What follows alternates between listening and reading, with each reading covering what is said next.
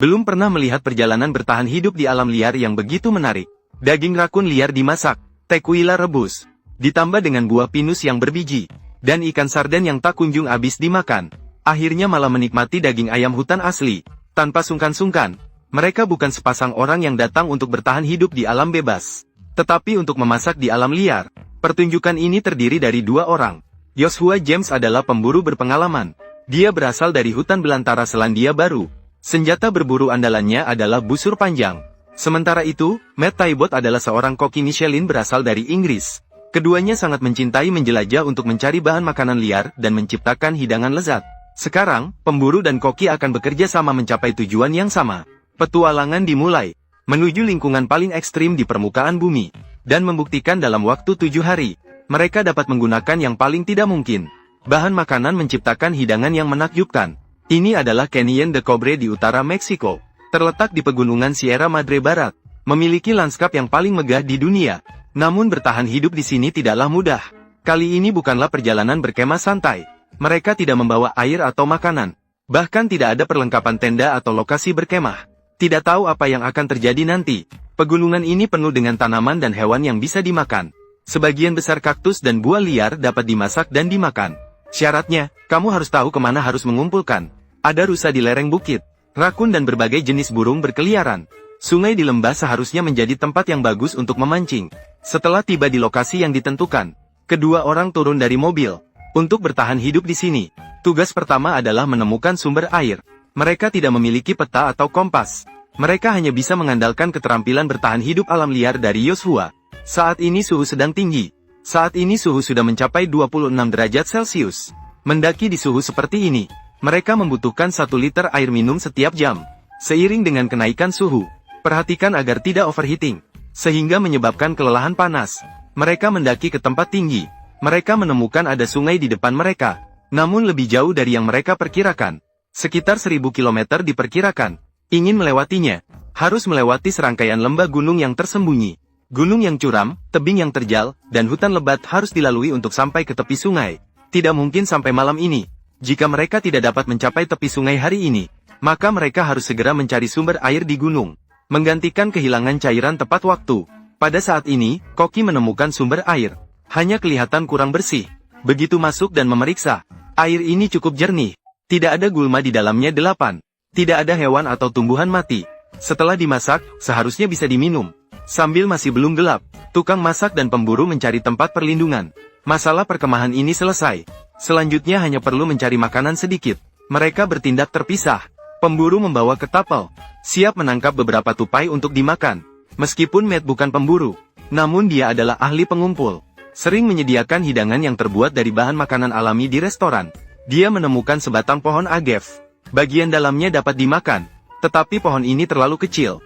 Dia memerlukan yang lebih besar agar cukup untuk 2 orang. Sedangkan pohon ini tepat pas. Agave mengandung karbohidrat. Bagian putih ini dapat dimakan. Hampir sama dengan artichoke. Satu hal lagi yang perlu diingat. Agave harus dimasak sepenuhnya, agar bisa menghancurkan kristal di dalamnya. Untuk menghindari keracunan, pemburu mencoba sepotong. Menemukan rasa pahit dan pedas.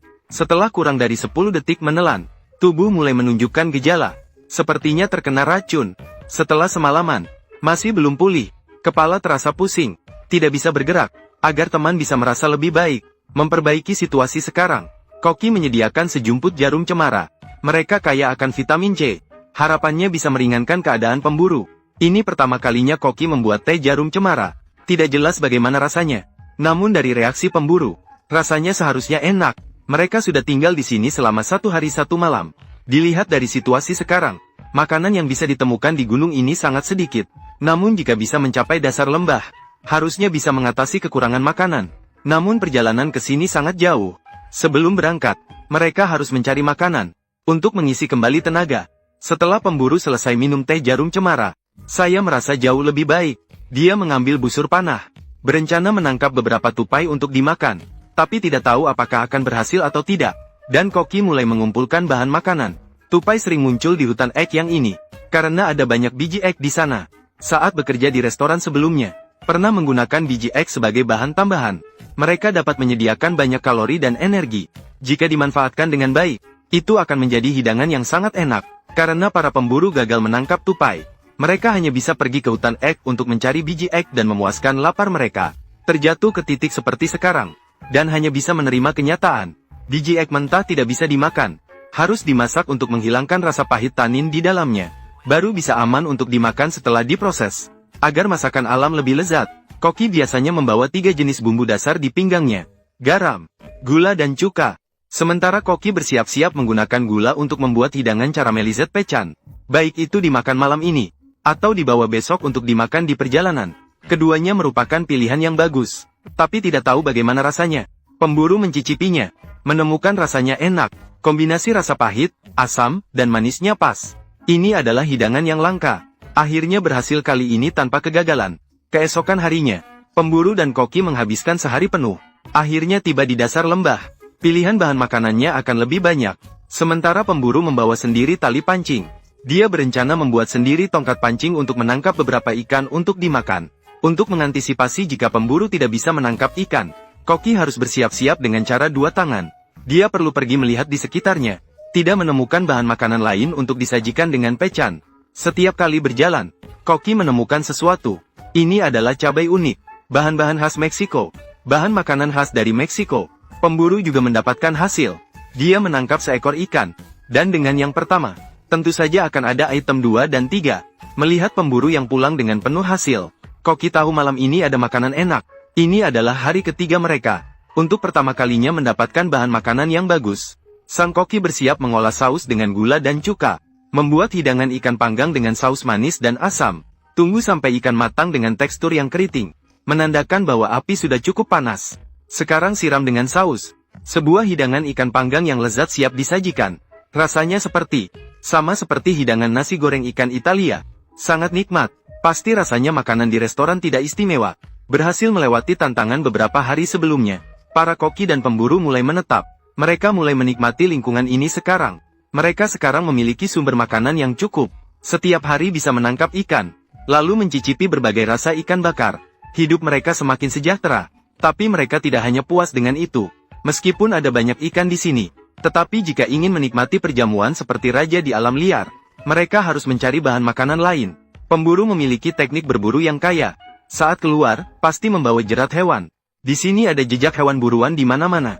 Jika memasang perangkap sedikit saja, pasti akan mendapat hasil.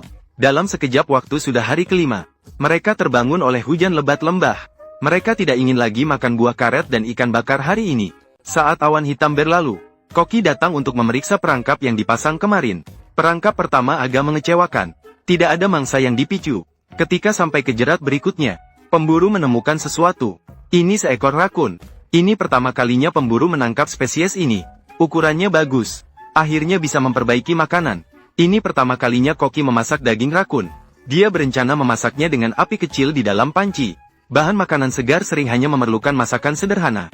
Hanya perlu menambahkan sedikit cabai Meksiko. Koki berencana untuk membiarkannya mendidih selama 2 jam. Dia bisa memanfaatkan waktu ini. Pergi ke sungai untuk mandi dulu. Sepertinya semuanya berjalan ke arah yang baik. Seharusnya akan ada daging rakun liar untuk dimakan malam ini. Tapi malah terjadi kecelakaan. Ketika pemburu kembali, melihat asap keluar dari panci. Segera mengangkatnya. Membuka penutup panci dan melihat. Menemukan semuanya sudah gosong. Itu benar-benar disayangkan. Ketika Koki kembali setelah berenang, dia juga menemukan semua ini. Tapi sudah terlambat. Dia marah dan menyalahkan diri. Dia yang merusak semuanya. Orang pandai tidak bisa memasak tanpa beras. Bahkan seorang chef Michelin, tidak ada cara untuk menyelamatkan makanan yang gosong. Satu-satunya cara adalah dengan pergi berburu lagi. Dia membawa busurnya, kembali masuk ke dalam hutan. Semoga kali ini berhasil menangkap mangsa. Saat pemburu sedang berpatroli, dia menemukan mangsa besar. Itu adalah seekor kalkun. Kemudian sang pemburu langsung melepaskan panahnya. Terjadi dalam sekejap, mengenai sasaran dengan tepat. Sepertinya akan makan sepuasnya. Dengan pelajaran dari pengalaman sebelumnya, Koki tidak berani lengah sedikit pun. Dia ingin memasak kalkun ini dengan metode oven Brazil. Untuk mencegah terbakar lagi, sang Koki menambahkan daun lidah buaya. Kemudian langsung ditutupi dengan tanah. Besok pagi sudah bisa menikmati makan besar. Hari kedua, sang Koki dengan hati-hati mengambil daging kalkun keluar. Dilihat dari warnanya, kali ini tidak ada kegagalan. Benar-benar berhasil mencapai cita rasa yang sempurna. Bahkan bisa mencicipi daging kalkun liar sebelum pergi. Perjalanan ini juga tidak sia-sia. Koki dan pemburu dalam episode ini tiba di pegunungan Bulgaria. Wilayah ini mencakup 15.000 km persegi. Hutan tua di pegunungan menjadi wilderness terakhir di Eropa. Mereka bertujuan untuk menggunakan wilayah pegunungan untuk menciptakan hidangan kelas dunia dari bahan-bahan alami. Daerah ini dapat menyediakan banyak bahan makanan liar bagi koki. Ini adalah surga bagi para pengumpul. Pemburu bisa menyedot babi hutan, rusa dan kambing. Bisa dikatakan sebagai tempat berburu kerajaan. Syaratnya adalah mereka bisa menemukannya. Ketika helikopter pergi, kedua orang itu akan mulai mencari nafkah sendiri. Untuk menaikkan tingkat kesulitan tantangan, kedua belah pihak hanya membawa perlengkapan dasar. Pemburu membawa busur panah berat 55 pon, panah tabung, panah, ditambah 2 pisau pendek kecil. Sementara koki hanya membawa mantel hujan dan panci besi besar dari Belanda. Setelah melakukan observasi sederhana, mereka menemukan bahwa lereng gunung di sini sangat curam. Menandakan melacak buruan akan menjadi tantangan besar. Sepertinya ini jauh lebih sulit dari yang diharapkan. Daerah ini agak jauh dari sumber air di lembah. Mereka berencana untuk terus berjalan ke arah ini terlebih dahulu. Setelah menemukan tempat yang datar untuk berkemah, baru akan diputuskan. Mereka berjalan sepanjang hari, namun belum juga menemukan tempat yang cocok. Dan saat itu, langit mulai mendung dan petir. Ini bukan pertanda baik. Membayangkan dalam beberapa jam, pasti akan turun hujan. Untuk membuat api, mereka mengumpulkan kayu kering yang bisa digunakan. Koki dan pemburu mengumpulkan sedikit lumut. Kemudian mereka melanjutkan perjalanan di tepi bukit. Tidak lama setelah itu, hujan deras mulai turun di ujung lembah. Hujan semakin mendekati kedua orang itu. Suhu udara juga mulai turun dengan cepat. Sang pemburu memutuskan untuk berani menuju sungai di lereng gunung. Meskipun ada banyak lereng berbatu dan tebing curam di sepanjang jalan. Namun pada saat ini, mereka tidak punya pilihan lain. Mereka harus segera melanjutkan perjalanan dengan secepat mungkin. Jika tubuhnya basah sekarang, akan menghadapi risiko hipotermia. Itu akan menyebabkan masalah yang lebih besar bagi mereka. Suara petir di langit semakin mendekat, mendorong mereka untuk segera bertindak. Beruntung mereka menemukan aliran sungai kecil. Masalah sumber air teratasi. Sekarang mereka harus segera mencari tempat untuk berkemah. Dan tempat ini adalah pilihan yang bagus. Ketika sang pemburu bersiap untuk mendirikan tenda sederhana, suara desisan serigala terdengar. Koki ini menghadapi situasi semacam ini untuk pertama kalinya. Hatinya agak gelisah, sangat takut. Suasana menjadi sangat menekan. Namun pekerjaannya tidak berani untuk berhenti sebentar pun. Hujan petir pun mulai turun. Hal ini membuat situasi menjadi lebih buruk. Bertemu dengan situasi seperti ini pada hari pertama, sangat mudah membuat orang hancur. Dan Koki bersembunyi di dalam tenda, menyisakan pemburu menyelesaikan pekerjaan sisa sendirian. Hujan semakin deras. Malam ini pasti menjadi malam tanpa tidur. Ini adalah truffle, bahan makanan mewah. Rasanya sangat kuat, sangat lezat. Truffle dapat dijual hingga 40 pound per kilogram. Dan jamur morsella liar tidak kalah pentingnya. Salah satu fungi termahal di dunia. Harganya mahal karena orang harus masuk ke dalam hutan, menghabiskan beberapa jam hingga beberapa hari untuk mencarinya. Ini adalah bahan makanan yang langka. Dan saat ini pemburu juga menemukan sesuatu.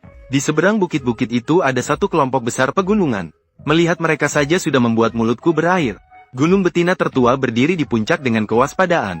Jika ada pemangsa yang muncul, dia akan segera memberitahu rekan-rekannya. Oleh karena itu, sulit untuk berburu mereka. Tempat ini terlalu jauh dari mereka.